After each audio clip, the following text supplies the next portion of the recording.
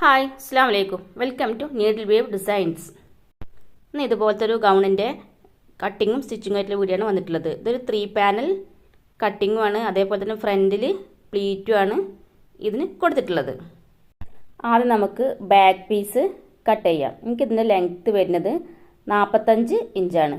അതിൽ കൂടെ 1.5 ഇഞ്ച് ഞാൻ തയ്യൽ തുമ്പ് 46 ഇഞ്ചാണ് ലെങ്ത്ത് എടുത്തിട്ടുള്ളത്. ഈ തുണിയുടെ വിഡ്ത്ത് എന്ന് പറയുന്നത് 44 ഇഞ്ചാണ്. ബാക്ക് പീസാണ് ആദ്യം കട്ട് ചെയ്ത് മാറ്റുന്നത്.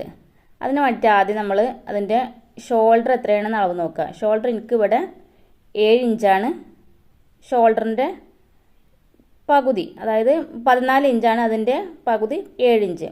ആ 7 ഇഞ്ചിൻ്റെ പകുതി നമുക്ക് 3.5 ഇഞ്ച് കിട്ടും.